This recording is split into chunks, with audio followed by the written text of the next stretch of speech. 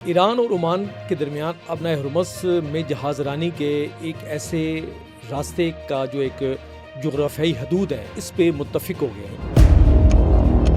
Iran ने ये कहा है कि ये मुआहदा ये उस वक्त वैलिड होगा जब कोई तीसरा मुल्क, इनके बड़ा वाज़ेह इशारा था कि अमेरिका अपना हरमुज़ के मामलात में मदाखलत बिल्कुल नहीं करेगा। ईरान अब अच्छे दिन जो है वो शुरू होने वाले हैं, और वो भी बगैर किसी एक बैरल तेल निकाले, यानी कि एक बैरल तेल फरोख्त किए बगैर उसको जो है वो इतनी बड़ी अमाउंट मिलने वाली है जिसका सिर्फ तस्वुर ही किया जा सकता है। ईरान अभी तक जो है अपना हरमुज़ से गुजरने वाले जहाज़ों से 7% टूल वसूल करने पर अड़ा हुआ है। ईरान का ये कहना है, ये उसका ये मौक़िफ़ है कि वो गुजरने वाले हर शिप से 7% टूल वसूल करेगा, जबकि ओमान 3% की डिमांड कर रहा है और अमेरिका 1% पर इन सब को घेरने का प्लान कर रहा है।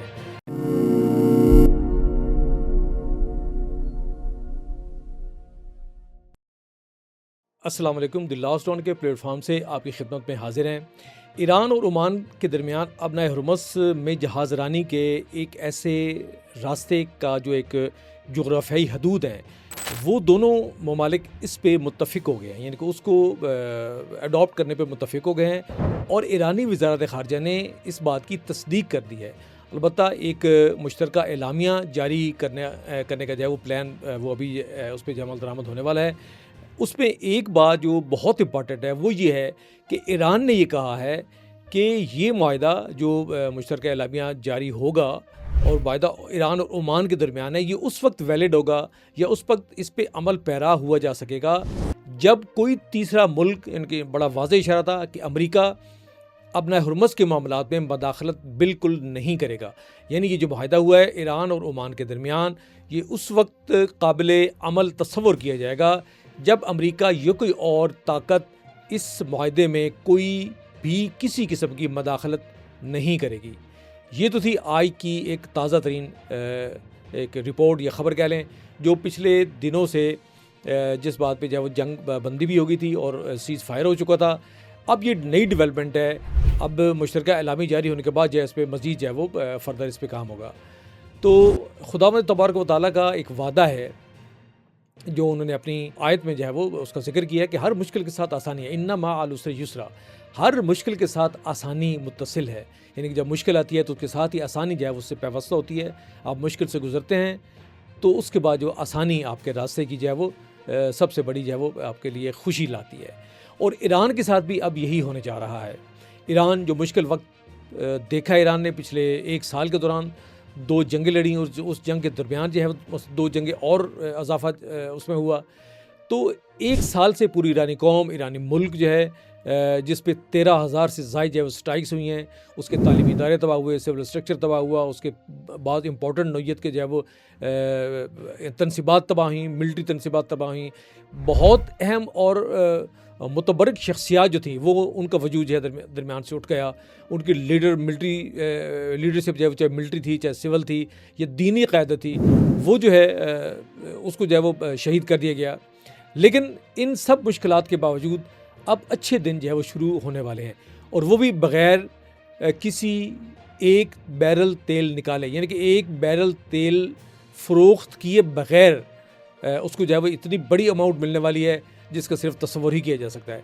ईरान अभी तक जो है अपना हरमुज़ से गुजरने वाले जहाज़ों से 7% टूल वसूल करने पर अड़ा हुआ है। यानी जो मुज़ाकरात चल रहे हैं इसमें ईरान का ये कहना है, ये उसका ये मौक़िफ़ है कि वो गुजरने वाले हर शिप से 7% टूल वसूल करेगा, जबकि ओमान 3% की डिमांड कर रहा है और अमेरिका 1% पर इन सब को घेरने का प्लान कर रहा है। लेकिन हतमी मुआहदा अभी तक कुछ भी नहीं हुआ, लेकिन मामलात काफ़ी हद तक मैच्योर हो चुके हैं, जैसे मैंने आपको पहले ख़बर दी है। अगर अपना हरमुज़ से गुजरने वाले तमाम तजारती जहाज़ों पर ईरान की जानिब से ऐलान करदा 7% टूल वसूल करने की शर्त मान ली जाए और जंग से पहले की बहरी आमदोरफ्त की सतह बरकरार हो जाए, तो इस सूरत में ईरान को रोज़ाना 385 मिलियन डॉलर खालिस आमदनी या सालाना 100 अरब डॉलर से ज़ायद खालिस आमदनी फराहम कर सकता है। आप अंदाज़ा लगाएं कि कोई एक बूंद तेल भी मार्केट में बेचे बगैर आपको सालाना 100 अरब डॉलर मिलने की तवक्को पैदा हो चुकी है। ख़ाम तेल की ज़्यादातर तरसील very large crude carrier VLCC टैंकरों के ज़रिए से होती है और 20 लाख बैरल तक गुंजाइश रखने वाले एक ऐसे ऑयल टैंकर पर 7% टूल ईरान को तकरीबन $11 मिलियन की आमदनी दे सकता है। टूल वसूल करने की लागत ना होने के बराबर है, इसलिए अंदाज़न 97% आमदनी खालिस मुनाफा तस्वर की जा सकती है। अगर इसका मवाजना कंपनियों की खालिस आमदनी से किया जाए तो आबनाए हुर्मुज़ पर 7% टूल उसे तकरीबन इतना ही मुनाफा बख्श सकता है जितना 2025 में अल्फ़ाबेट यानी कि $130 अरब या $132 अरब, माली वसाइल 226 में एनवीडिया $120 अरब, एप्पल और माइक्रोसॉफ्ट दोनों 100 अरब से ज़ायद और सऊदी अरामको $150 अरब ने हासिल किया। ये आमदनी नहर सुईज़ की टूल से हासिल होने वाली तारीख़ की बुलंद तरीन सालाना आमदनी से तकरीबन 15 से 20 गुना ज़्यादा होगी। ख़ुद ईरान के लिए ये आमदनी एक भी बैरल तेल निकाले बग़ैर उसकी मजमूई कौमी पैदावार GDP के 1/3 से भी ज़्यादा के बराबर हो सकती है। ये है वो सूरत हाल और ये है वो डरावना ख्वाब जो बाज़ अरब ममालिक और अमरीका को दरपेश है कि ईरान बैठे बिठाए अपना हुर्मुज़ से जो 28 फरवरी 2026 से पहले बिल्कुल ओपन थी, अमेरिका ने ब्लॉकेज लगा के ईरान को बैठे बिठाए $100 अरब सालाना की आमदनी के काबिल बना दिया। ये उनकी कजरवी थी, ये उनकी बुरी प्लानिंग का एक नतीजा था। लेकिन खुदा ऐसे ही जो है वो घेरता है माकरों को जो मकर करते हैं। उन्होंने अपना मकर किया, लेकिन खुदा का भी एक मकर है। खुदा कहता है कि मेरा मकर जो है वो तुम्हारे मकरों से बहुत बड़ा है। तो ये मकर जो है, इनके मकर को जो इस्तेमाली ताकतें हैं, इनके मकर को शिकस्त हुई है और खुदा का मकर जो है वो कामयाब ठहरा है। मुझे इजाज़त दीजिए, अल्लाह हाफ़िज़। लेकिन इससे कबल हमारे चैनल को सब्सक्राइब करें, बेल आइकन बटन दबाएं ताकि हमारी वीडियोस बराबर आप तक पहुंचती रहें। कमेंट बॉक्स में जाके कमेंट करें। मुझे इजाज़त दीजिए, एक बार फिर अल्लाह हाफ़िज़।